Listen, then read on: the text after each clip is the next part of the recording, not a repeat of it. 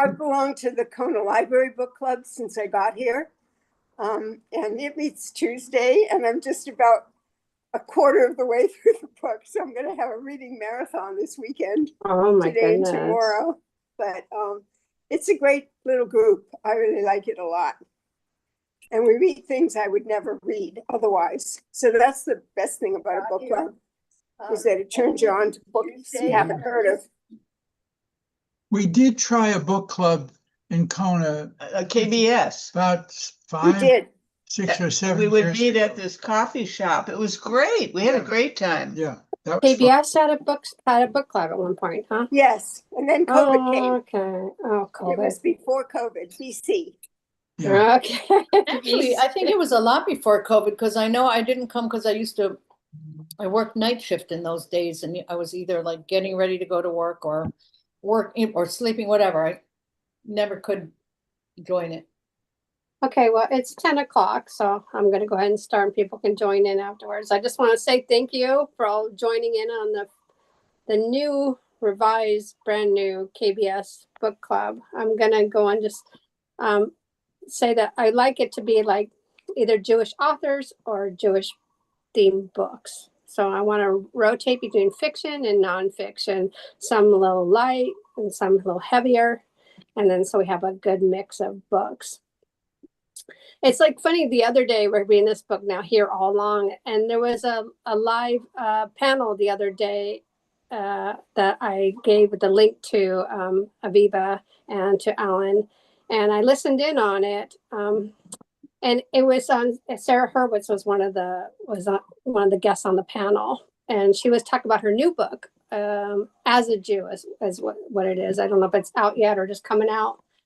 And at the end of the thing, the moderator made an announcement that she's now starting rabbinical training. So I thought that was really interesting, from how we started at it in the beginning of here all along to now going into rabbinical training. So I wanted to share that with you guys. Also what was the panel? The panel was at Streckler, something with the Jewish Book Council. They put it out, and Temple Emmanuel. Yehuda, you want to say something? Sure. I actually, you sent the link and I watched the whole thing. Yeah, and, it was good. And I was very, she was a very wise person. All of them were, but she was something else, and it did not confuse me at all that she's heading for the rabbinate. It's pretty obvious, even from this book, that's where she was going.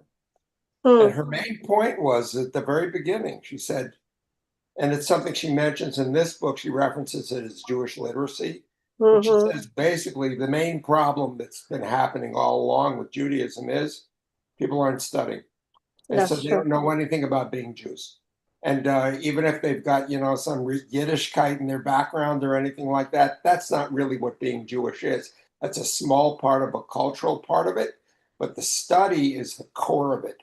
And everybody on the stage actually really agreed. They sort of built on that during the whole panel. I was I didn't expect that, I have to say. So thank you for sharing that, and welcome the other people that just joined in on our book club. We were just talking briefly that there was a live panel with the author Sarah Hurwitz on it, and she has now announced that she's going to go into rabbinical training, and she also has a new book called As a Jew. I also love Dara Horn on the panel, and I thought people love dead Jews should be added to our list. So I just want to say what I loved about the book, and then I want to open it up to you guys. The best thing I actually got out of the book here all along, and I read it first years ago, and then I reread it again for this book club, was the practice of hitbodedut, and I'm probably saying it wrong, but that I started that after reading the book, and I practice that every day, and that has been like my biggest connection to this, finding this closeness with God for me. So I wanted to share that with you. So I wanted to know, can you guys just share with me anyone what resonated with you in the book? Oh, go ahead, Nella. I like the fact that she has a great sense of humor, and she came I felt like she was coming from a place that a lot of Jews come from, which is you don't know that much. I mean, you haven't studied, you haven't been as Yehuda has a rabbi for a father or whatever, you know. She's just coming at it as a lay person, a kid who went to Hebrew school and didn't find it very satisfying, you know, and that really struck a chord with me that she came all the way to, you know, you can't read the Bible just as a story. You have to do some research and some study. And that really spoke to me. You know, I'm glad you brought up that my dad was a rabbi, because I also was exactly the same place as her. But I didn't know where to put it. And it took me being to the age of 30, where I spent a year in a yeshiva, to actually get what it was all about. And then slowly but surely make my way to the place where she's referencing in that book too, where in understanding that studies the core of it. We mentioned in the general meeting, the main single thing that has led to more new membership in our group is come through our study group. So obviously other people are picking up on the same exact thing. Mm-hmm. Anyone else? Anyone else want to share what resonated with them in the book? Go ahead, Aviva. I'm going to have to mute myself. I have a lot to say, and I'm very excited about the book, because what I found is that it affirmed. It was a very affirming book. She started this process when she was about the same age as my daughter. And so it resonated in that way, and it resonated with me in so many ways, but in particular, that attitude toward there's no shame in not knowing, and there's no stopping saying right now. Is, you know, so I see her being my daughter's age, but me having taken that long to not be ashamed of my lack of knowledge and say, well, just dive in now. You know, what do we got to lose? Because being an Israeli, this is something she did not address, but being an Israeli, you live Jewish. Everything you do comes from that place. The most common slang, the kind of sentence you throw out and everybody shakes their head because they know what you mean, they all come from the same source. And when you actually sit and read that source week by week by week, it's such a revelation. Some of the silliest sayings that I'm sure, in fact, I don't know Yiddish, but a lot of Yiddish sayings must also come from that same place. And it's so part of the fabric of how people communicate in Israel. This is something she doesn't address, but I found it connecting for me, because as an Israeli who lives in America, so now technically an American Jew, which is not an identity I ever felt, I felt like she did such a spot-on excellent job of addressing the lack of knowledge and the lack of shame in admitting that lack of knowledge throughout the book, all over and over. And it was beautiful. Source of humor. Yeah, and lots of humor too. I agree with Nella. There was just so much humor. But the source of humor was not treating it as shameful, rather, it was treating it as, well, here it is. Yeah, yeah. When you said that about American Jew, it reminded me of the panel also that Dan Senior talking about how do we identify ourselves, and I kept thinking about that. And do I identify myself as an American Jew or a Jewish American? And I realized that I now identify as a Jewish American, and that was just interesting, you know, coming to that place after diving through this book, and also just my own journey about being real grounded in who I am. And I think that going through her journey with her, this memoir, and how vulnerable she was through the process with us, that was so beautiful. Go ahead, Courtney. What identified with me was, as a kid, she explains as a kid, not feeling comfortable with amongst her, I don't know, kind.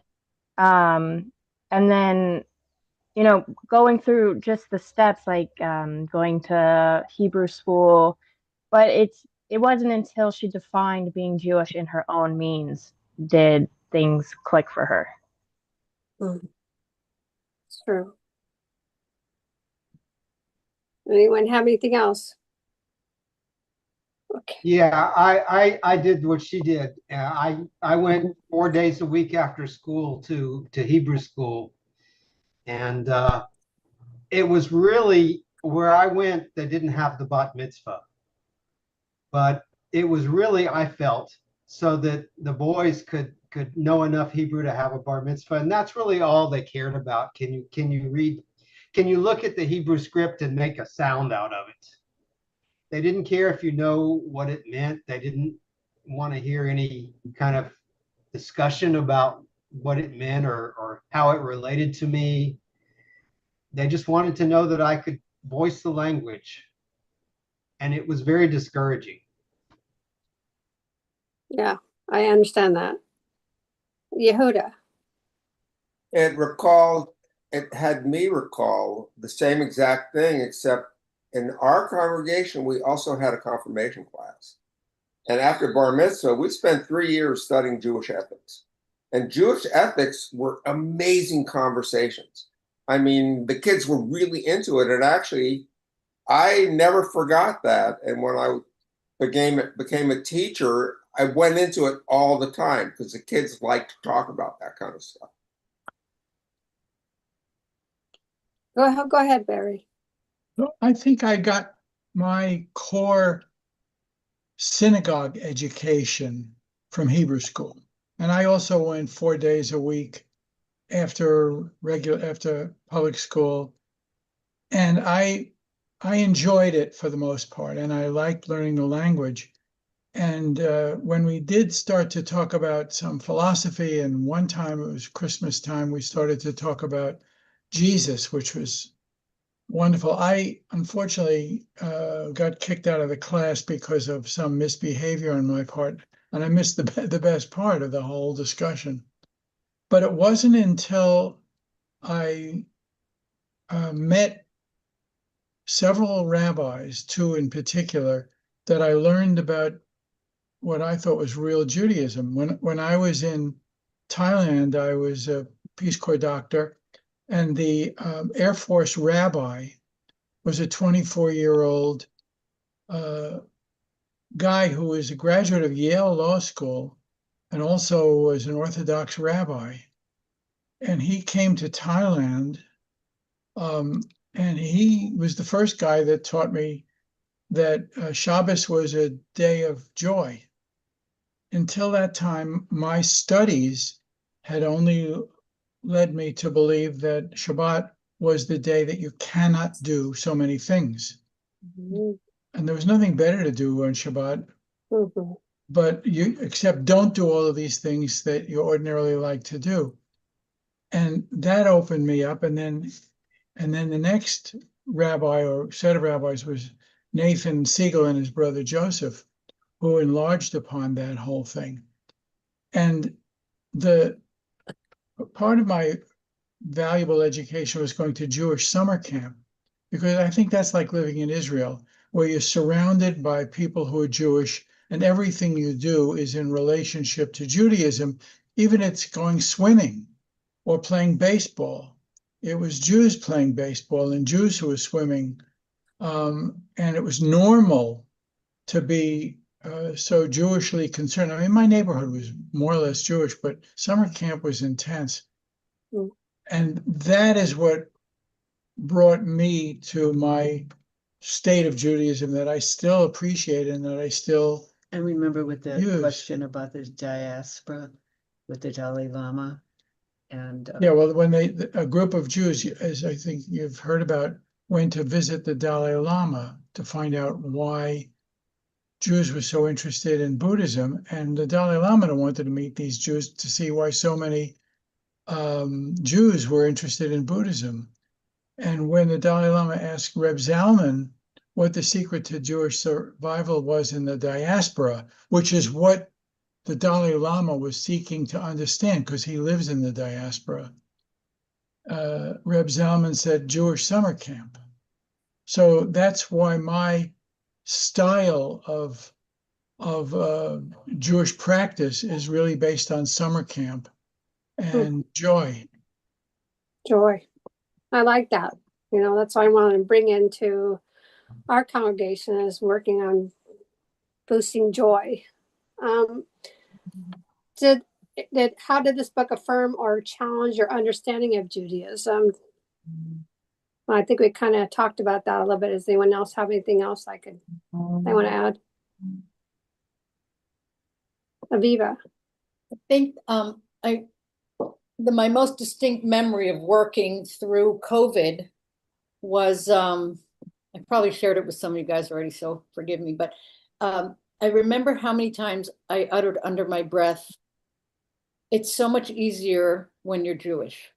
Because COVID, in my nursing career, it was a time where sometimes decision had to be made much more quickly than the ability to process a policy and procedure, right? At the moment. And people always struggled. Some people had an attitude, well, I'm right no matter what, and I don't know anybody an explanation. But in our system of how organizations work and how the legal system work, unfortunately, you're not protected from things that could happen, like losing your license, for example. So I found myself often asking fellow nurses in the recovery room to give me a report on your patient and I'll take your patient and don't worry about it, right? And I always found that whatever I ended up doing or making a decision at the moment, of course, consulting with people, not on my own, but I never felt any threat to me, whether it was because I was at the end of my career, I was going to be retiring within the next few years or whatever. And in my entire career in nursing, nobody ever second guessed me. And during COVID, I remember always thinking, it's because I'm Jewish. There's some like clarity that is always with me that does not make me have to stop each time. And, and it's that prioritizing, like it's never about me, right? It's patient first. Like these things are very common, but I understand them in a Jewish perspective. And I feel like this book affirmed that, in writing speeches. Think about what we consider some of the greatest speeches in American history. They're all in the book of Deuteronomy. I mean, it's not a mystery or a coincidence that when leaders seek leadership models, there's Moses, and so being Jewish just puts a closer relationship to that. I felt like I didn't have to strive so hard. I'm sure I didn't do everything right, but the fact that nobody ever questioned me, I never got into legal trouble in my entire nursing career. I never got called out for something or, reprimanded for anything. I think it's because I'm Jewish, even if I didn't really understand it at the time. Or people were scared of you. No, that's because I'm Israeli. But Here it is. Okay. that ties in right with this question here that's on this. This book emphasizes Jewish ethical teachings over strict ritual observance. How do you see the balance between ethics and ritual in your own spiritual and religious practice? I mean, you were just talking about that. Anyone else have anything else to add to that? Yeah, the ritual for the most part was something that came in the ritual that we know today, I should say, came in much later than the Tanakh, the Torah. It's a rabbinical creation primarily, and before that, people mostly, the ritual meant going to the temple in Jerusalem and sacrificing. Anyone else? I was going to add on to what Aviva was saying. What it sounds like to me is like you had an understanding of Jewish ethics just within yourself that it gave you confidence to act without second guessing. And that's what Aviva was basically saying. Barry, you had wanted to say something. Well, I remember. Introduce Joy. Yeah. So Joy Glasser is our niece. Welcome, Joy. Hello. So I remember the first rabbi I mentioned was Saul Slotnick, and he's the guy who described Shabbos as a day of joy. But I also remember from Nathan, when we were talking about keeping Shabbos, was that I'm not, and we've never been Shomer Shabbos in the classical sense of not driving and not doing things around the house and not writing and all of those other things. But recognizing what Nathan's suggestion was, all right, if you're not going to be Shomer Shabbos that way, at least do things differently on Shabbat. There's a way to think differently, to act differently, and certain things you do during the week and certain things you do on the weekend, they might be very similar, but if you think of them differently and appreciate them differently, that's a way to be observant of Shabbat. And now what I start to see is the mental health aspect, that it's really critical that once every whatever, every day it should be, but every week is great, and at least if more often than that is take a break from your routine, let your brain relax or work harder, but do a different thing. Do a routine differently, brush your teeth or comb your hair from one side to the other, change it from the other side to the whatever, so that there's a separation so that you can appreciate the passage of time. I can imagine back in the days of Egypt, when the slaves were building the pyramids, there was no day off. Everybody worked every single day. The king didn't take a day off. Every day was a day off, and he just did whatever he felt like doing. This amazing Jewish concept of taking a day for pause, or if not pause, for difference. So my point is that there's other ways to follow the mitzvot, but recognize that there are mitzvot, which are opportunities. Beautiful. Yehuda. To build on what Barry said, one of the classes I took in yeshiva was in halacha, and Rabbi Tzvi Wolf was the teacher, and he gave this, the example he gave, and it was always around whatever you do, you sanctify your action.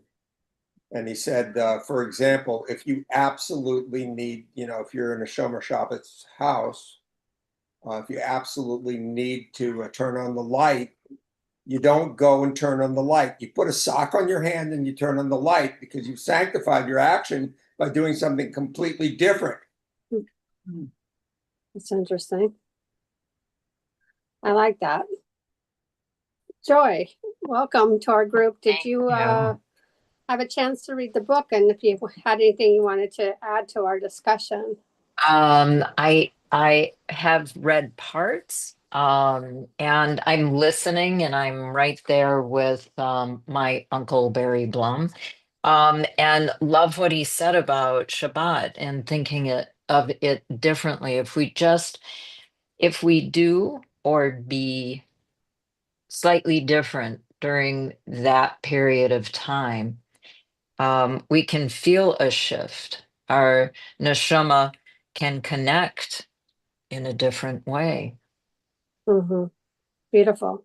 I know I gave up social media. I don't do social media on Shabbat. That's my little thing. And of course, I light the candles and everything else, but that's just how I do things a little bit different. Don't go out on Friday night. And Sarah, you want to say something? Gay Sarah.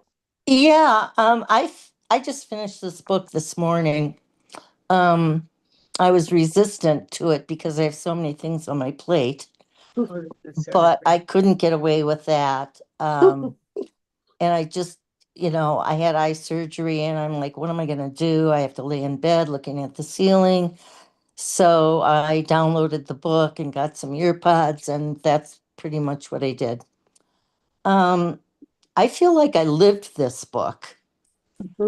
As a convert, I was raised in the Catholic Church when it's like being an Orthodox Jew. I mean, we had to dress modestly. We had to go to church every morning before school. There were all the rules and regulations. And then there was this guy, Jesus. So, I always asked a lot of questions. And although I'm very grateful for my education and how I was raised, it left me with a lot of questions, which ultimately, as many of you know, led me to going on a search. And I not only went on a spiritual search, but I actually went on a physical journey as well through Islamic countries, Hindu countries, Buddhist. I studied the whole thing. And then, of course, I had to deal with who was this guy, Jesus. So it was a lot. But as I came more into Judaism, it overtook my life. There was something about monotheism and not being idolatrous that pushed me to continue on this journey. That's what really caught me. Now, moving to Hawaii was a problem because I thought it was a problem because when I got to Hawaii, there 1977, early 77, there were there were Jews, but they were sort of in the woodwork. And there were just a few Jewish families that celebrated holidays. So there really wasn't a lot of Judaism. However, that became a blessing because as the Jewish communities started to grow in Hawaii, I started to grow with them. And just like she in the book started to, went on a retreat and found this and found that and uh, started to study a little bit. I learned the holidays, the songs. Kona Shalom was so instrumental in teaching me so many things and so welcoming and bringing me along on this journey. And then, of course, I've spent a lot of time with Chabad, which has even deepened my understanding and commitment to Judaism. So all the way through this book, I was just relating to her and to her journey and to all of the different things that she was talking about. Well, thank you. I understand that too. And not that I went through your journey, but I did see myself as going through a journey when I went through a period of searching and was looking into Buddhism at one point in my life, and then came back and realized it's all here all along. It's all here all Yeah. along. Mhm. Which is No, just, and interestingly enough, my mother sent me to Jewish summer camp. I don't know how that happened. Camp Sydney Cone. I don't even know how I got in there, but I had all Jewish doctors and dentists and a lot of Jewish friends growing up. So maybe that was influential. I don't know, but interesting.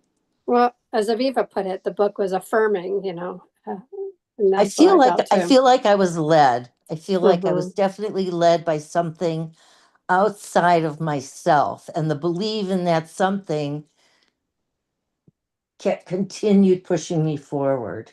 Yeah, I get that. Yeah. Yeah, thank you. I'm going to switch over a little bit.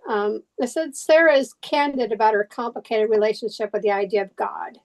And how did you relate to her exploration of God, spirituality, and prayer? Me or anybody? Anybody?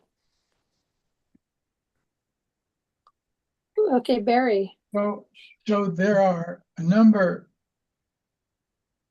years ago. I remember growing up at different times and people saying, "Do you believe in God?"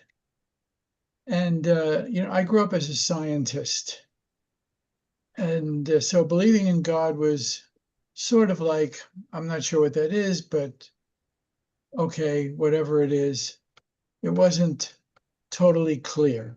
And then Gloria pointed out that Joseph, our dear friend who's passed away, said that he used to believe in God, and then after his accident, he didn't believe in God. He knew there was God.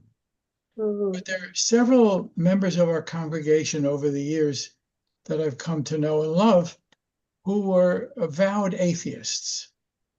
And there's no problem with them being atheists. And I used to think to myself, well, if I'm going to give a talk or a drush or something like that, how can I include people or atheists if I'm going to talk about God. First of all, I realized I had to start acting like I believed in God if I was going to be president of the congregation.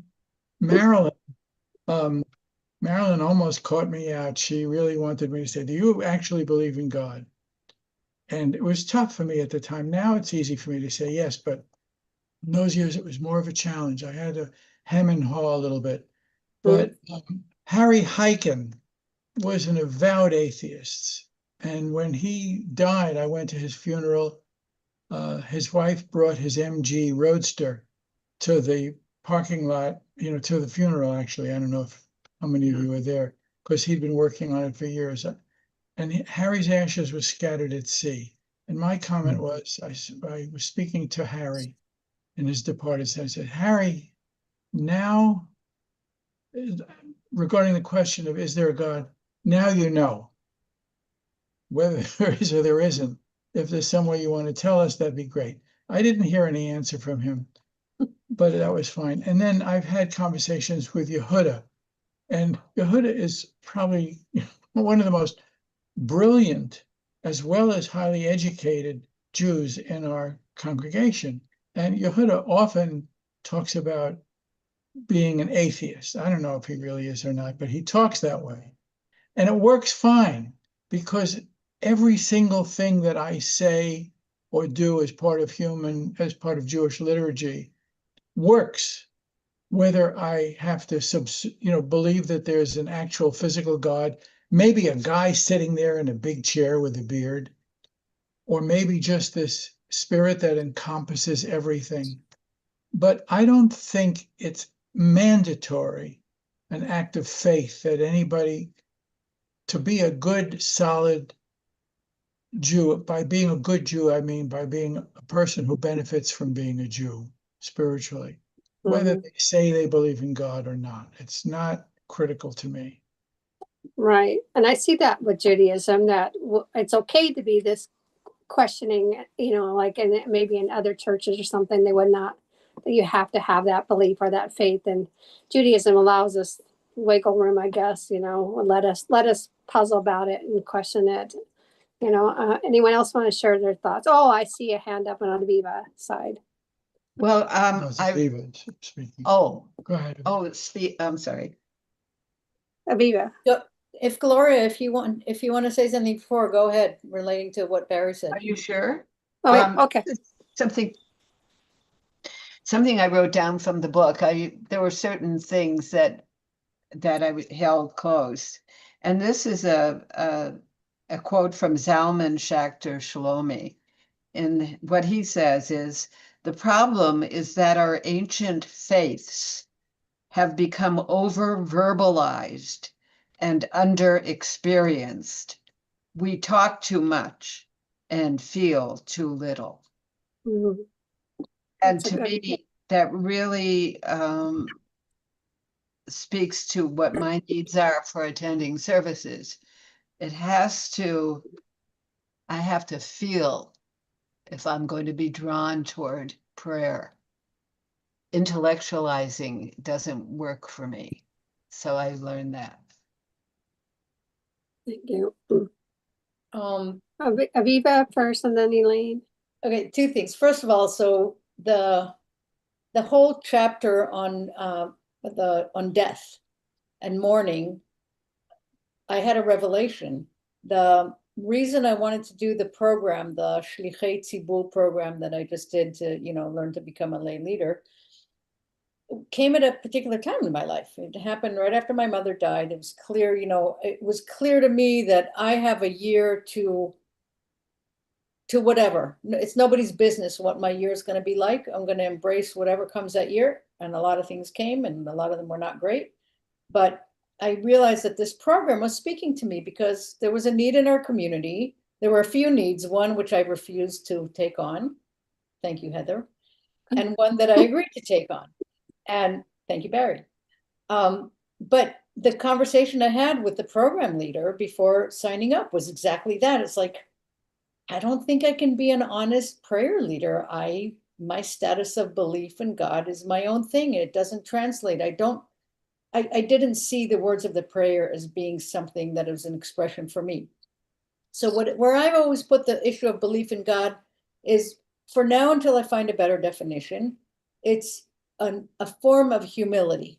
It basically says that I or any other person cannot be the end all. That there is no such thing, that there is a human who is so wise that they get to tell us what to think. And I still find that to be true. And I was very amused by some of the comments that she made when we had this conversation. She just laughed at the fact that I even doubted that I had a place in this program, because I couldn't first, profess that, all this, because I'm not even interested. I'm not interested in being a 3 times a day prayer and following, halakha and all that. I'm not the least interested in it, but there's still a place for me, because in Judaism, the requirement to believe in God it's nowhere. It's like, it doesn't matter. If it comes, it comes. If it doesn't, it doesn't. It's what you do with the years you are on earth that matters anyhow. And that's what really always attracted me. So I found that book affirmed that at every step. Even as she's telling her own journey, she's not saying this should happen to you or will happen to you if you embrace the traditions. Mhm. Right. Elaine? Well, I'm somehow echoing that, Aviva, thank you. But as you all know, I come from a science background too, and I believe in evolution, and I believe in, and I've got a good background in astrophysics, and I don't believe in creation. So it's difficult for me sometimes when I come to services, which I do enjoy a lot and get a lot out of, because for me, it's the community and it's the ethical and morality of Judaism that appeals to me. But there are parts of the Siddur that I can't say because I don't believe it. But I come anyway. And sometimes I mouth the words and sometimes I don't, because they don't mean anything to me. But the whole aspect of it does mean something. So, and I liked the parts in the book where she does refer to people who believe in the science and still somehow can be good Jews. And that's what I think I am. But believing in a God, it's not the right question, It's believing in your community and how you want to act as a person and how you relate to everybody else. That's what it means to me. And she echoed that, and I appreciated that. For me, I had a journey too. And when I was very Jewish as a kid. And when I went away to college, I was kind of torn apart from all that. And I had to find my own way. And it was hard because I didn't fit into Hillel there. And the Chicago Jews were a little more Jewish than I was. And then I came to LA and the rabbi wouldn't marry us because my husband wasn't Jewish. And there were things that led me away from Judaism. And then I found KBS, which was great because I fit in. And as my cousin likes to say, it only took you 40 years and 5,000 miles to find it, but I did. So that was my journey. I'm a little older than the author, so it took a little longer. But I did like this book a lot because I found parts of myself in it throughout. So thank you, Heather, for recommending it. Oh, you're welcome. Courtney on to say something. What both Aviva and Elaine are talking about kind of remind me of the part in the book when she's talking about the resume, your obituary resume versus your business resume. That like the God part, your belief is like, again, your personal business, your personal relationship with yourself. But what is the essence, you, like your business versus what's going to be read at your obituary? Like you what comes down to who you are. That's beautifully said. It's a good comment, Courtney. Thank you for that. Couple more things and then we'll start wrapping up. Was there something in the book that made you think that you want to follow up on or learn more about after you were reading it? For me, it was, I want to explore, I don't even know how to pronounce it, Mussar, Mussar. And I'd like to start researching that. For me, is it what happened for you? Is there anything that you started looking into? She has quite a long list of references in the back of the book. Yehuda, you wanted to say something? Upon reading this book, I thought this book could be the complete outline of actually doing a Judaism 101 class, where each individual chapter ends up being the thing we would discuss and get on every single time we meet. And I thought that was a nice thing to, I didn't realize that's what this book was going to offer. I think you might have mentioned something about it too, Heather. But this book would be a great organizing structure for a Judaism 101 class, one chapter at a time. Good idea. Maybe I could try to separate it out and talk to you about it for the future. Thank you for that. Anyone else have anything else that they wanted to go and explore after reading this book? For me, it's everything. And the reason I'm saying that is because of a quote that came literally 5 minutes before we logged on. So this is a quote. She says, "For me, acquiring a Judaism 101 level of knowledge was like acquiring a net in which I could catch and hold onto Jewish experiences rather than watching them slip by me, leaving only a shallow impression." Wow. It And, actually just gave me goosebumps. This book was so full. I'm telling you, as I was reading it, I just found it so affirming. My challenge now is, how do I send this book to my kids and have them actually read it, not just for themselves, but to understand me? I see. Would they honor me by doing that? I don't know. Somebody younger than me on the screen? What do you think, Courtney? If I would ask my kids to read it to honor me, what's a good way to do that? Well, I've never met your kids, so I don't know how they'll take. I can't I predict. don't know, and I've known them for a very long time. I think you'd have to send the letter to them, with the book, and it would have to include some of their favorite foods and some of their favorite recordings of music to try to, you're going to have to engage them from around it in order to get them attracted into it. I also, on that note, I would send them the book, but also have a few chapters or pages, sections that really stood out for you. So if I were to receive this book, and you want me to read it, I would think, I don't have time. Like, what is it you want me to know about you? So That's a good point. Yeah, that's a good point. Great idea. Yeah. That really is a share. Yeah. And then for me, what stood out is what happens after we die. I didn't mean to step on what you were saying. If you were finished. The quote, there is no craving for death in the history of Jewish piety. Earthly life, mortal life, is precisely the arena where the covenant between God and man must be fulfilled. Life here and now is the task. Right. Why some of a lot of us wear highs on we always affirm life. Yeah. Sarah, you want to say something? I just want to say that the thing for me that came out from the book, Judaism is not like other religions that have doctrine, and the doctrine is the final word. Judaism is a search, and it's a continual search. There's no end to it. It just goes deeper and deeper, sometimes by practicing, even when you don't want to practice or you don't feel it. Sometimes just doing it will add to it. But even what is God, nobody knows. That's why we don't even have a name for God. We don't know what that means. We can't absorb or encompass all that that is. So that's what I really love about it, and that's what she brought out in the book. Is it's not a journey that ends and okay, I believe this and that's it.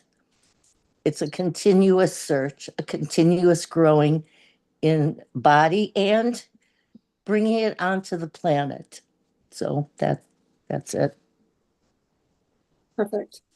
So I'm going to start wrapping it up. Is there any last comments people want to make about the book? And then we could talk about our next book club meeting. No. I'm going to have, Nella, you're on mute. You're muted. I like the idea that this is the beginning. I was what I was hoping it would be, because I felt like some of the conclusions that she came up with, I'm not there yet. I don't know enough yet, So that's what I felt beginning with this book. Yeah. I know that she's before Joy came on, maybe Sarah, that was announcing that she was in a panel. The panel was Arnie had put it on the chat. The panel was Stryker, was that what it was? Just recently, last week, and her new book is called As a Jew, and she's going to be starting rabbinical training now. So I might take a look at that next book. So I also just want to say that I was thinking that we do this thing quarterly, then I would make the next book announcement on November 1, and then have the next book club meeting on Sunday, December 14th. Okay, does that sound okay for everybody? It does. Yeah. It could be a little bit more often than 4 times a year. Yeah, I know. It's time consuming, and I want to tell you that I'm mightily impressed by how you led this, Heather, because you asked the right questions of us, and one led into the other, and it felt good to be part of this thing. I'm not just sitting here listening. I'm learning, and you're structuring it, and also I'm impressed with all of us sharing some very basic emotional background stuff for ourselves. So thank you. Oh, okay, you're welcome. I appreciate those comments because I never know how it's going to go. It's my first book club I've ever led, so I kind of prepared. I said I wanted to switch off between fiction and nonfiction, and if you have suggestions for books, you can go ahead and just email them to me. Everyone else has my email. Maybe Joy doesn't. You can always just email president@konabeshalom.org, and I'll get it over to me. But I was going to pick a fiction book for December. I was thinking holiday, but maybe not. I found a really interesting book that I might want to check out called The Spoon in the Sea by Rachel Kaplan. And I'm going to read that real quick and see if that one seems like a great book for us. Anyone else have any suggestions or comments before we say goodbye? No? Oh, Courtney. I've been listening to this podcast called The 5 Books, and it's an interview every time with a different Jewish author. And I've been getting great book recommendations from that podcast. Great.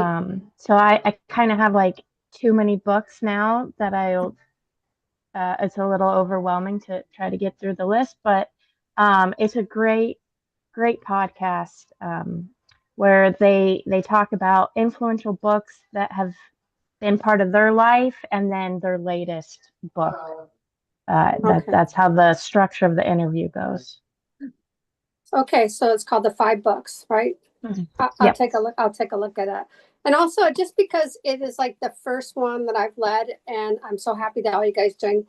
I don't know if you know that I have my new young readers book is coming out October 15th on Simchat Torah called It Began with a Strawberry. It's a Tikkun Olam story for kids.